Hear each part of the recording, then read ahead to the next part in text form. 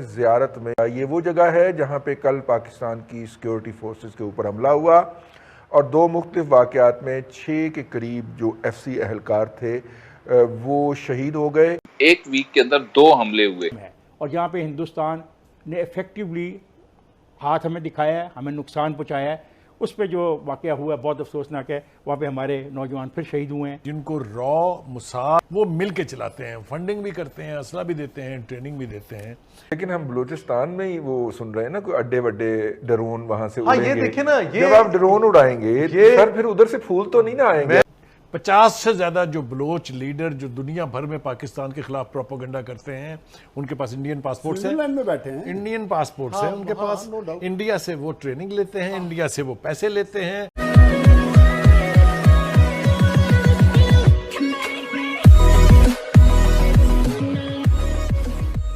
नमस्कार दोस्तों, यहाँ पर बात हो रही है कि भाई बलूचिस्तान के अंदर अब ये हमले बढ़ रहे हैं, मतलब कि पाकिस्तानी आर्मी पर या फिर पाकिस्तानी पुलिस पर।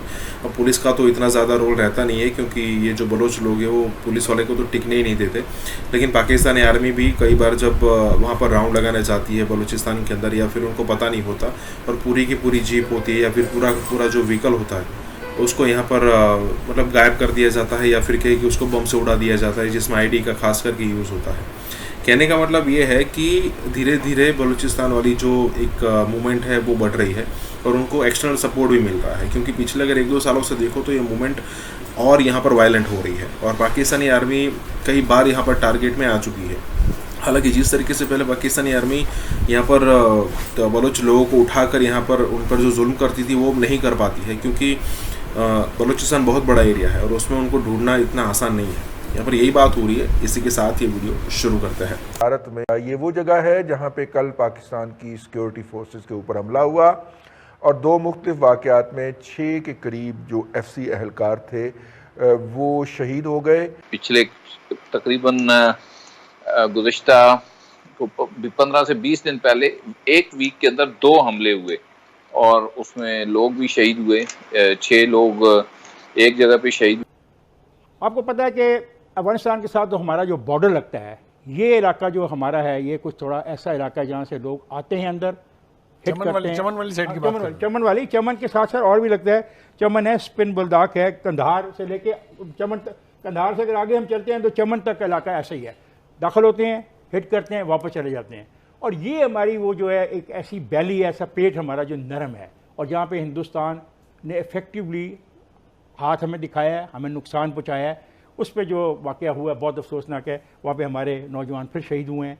बलूचिस्तान में दहशतगर्दी के हवाले से जिस पर भी तबसरा किया है इमरान खान साहब ने, और जो हमारी FC पर हमला हुआ है जिसके नतीजे में नुकसान हुआ है, शहीद हुए हैं लोग, ये फितना भी बहुत देर से चल रहा है और मौजूद है। और ख़ास तौर से बलूचिस्तान में इसलिए है कि जो जिक्र किया उन्होंने, स्पिन बोल्दक का एक इलाका है जहाँ पर फरारी कैंप्स हैं, जिनको रॉ मुसाद और BLA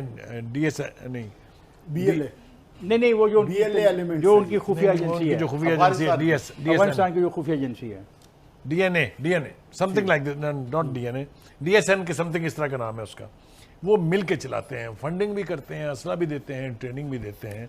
और फिर रात के अंधेरे में, चूंकि बॉर्डर पोरस है वहाँ का भी, चमन से लेके कंधार तक, जैसा इन्होंने कहा, रात के अंधेरे में वो इन्फिल्ट्रेट करते हैं और फिर अजाब को बायस बनते हैं, क्योंकि वहाँ पर Hindustan sponsored, CIA sponsored sleeper cells मौजूद हैं। तो ये एक फितना जो है बदरजा आतम वहाँ मौजूद है।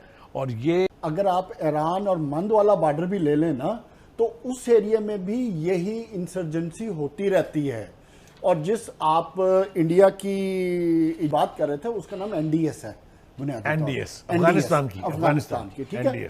तो ये वो एलिमेंट्स हैं, देखो ना, मंद के बॉर्डर से लेके आप जब चमन के बॉर्डर तक आते हैं तो ये पूरा बॉर्डर अफगानिस्तान और ईरान के साथ कनेक्टेड है।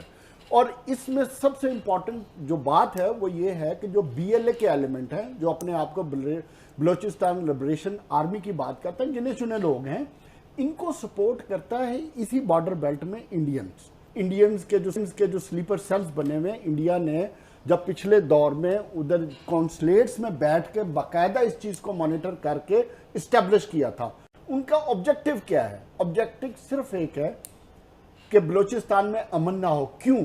और स्पेशली अब पिछले जो 8-10 साल से सी पैक के मामला तेजी से आगे बढ़ना शुरू हुए हैं कलभूषण उसी का हिस्सा था। हाँ, तो और जो बलोचिस्तान की डेवलपमेंट, क्योंकि बलोचिस्तान का जो सबसे बड़ा इशू है उसकी कनेक्टिविटी का है। उधर शाहराहें नहीं है, उधर रोड्स नहीं है, कनेक्टिविटी नहीं है कि चाहे दुनिया इधर की उधर हो जाए, मैं उन लोगों से मुज़ाकरात करने की ना मशवरा दे सकता हूँ ना बात कर सकता हूँ जिनके हेड ऑफिस और फरारी कैंप भारत में है।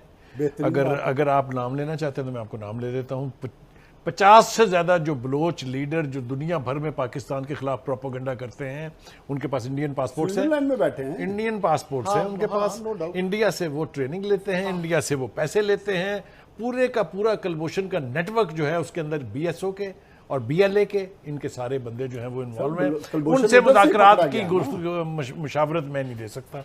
हाँ, जो मेन स्ट्रीम पोलिटिकल पार्टीज हैं, जो मेन स्ट्रीम ट्राइबल एल्डर्स हैं वहाँ के, उनके साथ एंगेज करना चाहिए। और जो बात ये कह रहे हैं वो बिल्कुल ठीक कह रहे हैं कि बलोचिस्तान के जो वसाइल हैं उनके ऊपर सबसे पहला हक जो है वो बलोचों का है, जिस तरह बाकी इसके ऊपर फिर जो इंसर्जेंसी पाकिस्तान के अंदर बलूचिस्तान के अंदर जो बड़ी है, और ये कोई ढकी छुपी बात नहीं है, बलूचिस्तान के अंदर वाक़यात हो रहे हैं। आपके कबायली इलाकों के अंदर जो अब तो KPK का हिस्सा हैं, पहले फेडरल जो एडमिनिस्ट्रेटिव एरिया थे, वहाँ पे वाक़यात हो रहे हैं, दहशतगर्दी के ऊपर तले फोर्सेस पर हमले हो रहे हैं, और वहाँ पे एक मखसूस किस्म का नैरेटिव बिल्ड करने की कोशिश की जा रही है पश्तून बेल्ट के अंदर। बलूचिस्तान का इशू तो बिल्कुल एक सेपरेट होगा कि वहाँ पे आपको हमारी फोर्सेस को जो स्टेक होल्डर हैं, पॉलिटिकल स्टेक होल्डर जो वहाँ के अवाम हैं, उनको साथ मिला के तो बिल्कुल दहशतगर्दी का मुकाबला करना पड़ेगा। लेकिन हम बलूचिस्तान में ही वो सुन रहे हैं ना, कोई अड्डे वड्डे ड्रोन वहां से हाँ, उड़ेंगे। ये देखिए ना, ये जब आप ड्रोन उड़ाएंगे सर फिर उधर से फूल तो नहीं ना आएंगे। मैं यही बात अर्ज करने लगा हूं कि जिस तरह अमेरिकी वहां से भाग रहे हैं और उसके बाद वो जो अड्डे चाहते हैं, बदकिस्मती हमारी ये है कि हम अगर बिल्कुल वो पंजाबी की एक मिसाल है कि वो क्या हम कहते होते हैं कि वो बस वसना भी चांदी है, हाँ, लेकिन नहीं वसन देंगे। हाँ। सो हमारे ये जो हमारे दोस्तनुमा जो हमारे, मैं इनको दुश्मन तो नहीं कहता, लेकिन ये हमारे जो खैरखा हैं, इनको ये सोचना चाहिए कि वो पाकिस्तान को कहीं पुरस्कून भी रहने दें।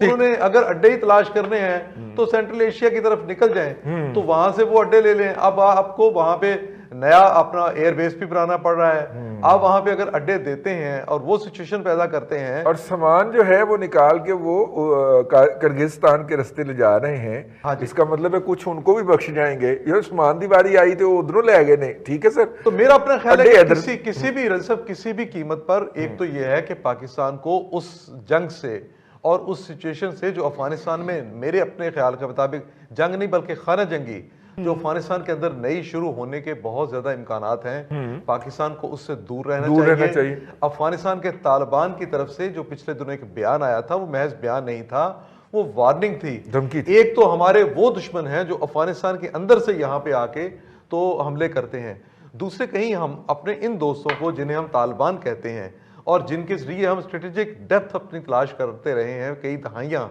अफगानिस्तान के अंदर, कहीं हम इनको भी अपना मुखालिफ ना बना बैठे। प्राइम मिनिस्टर को, हमारी हुकूमत को, बाकी जो नेशनल इश्यूज हैं उन पर तो अलग से, इस मामले पे बिलखुसूस बहुत ही हसास नौयत के मामले पे पार्लियामेंट को एतमाद में लेना चाहिए और कुछ नहीं, पाकिस्तान के अवाम को डायरेक्ट नहीं तो पार्लियामेंट को जरूर एतमाद में ले।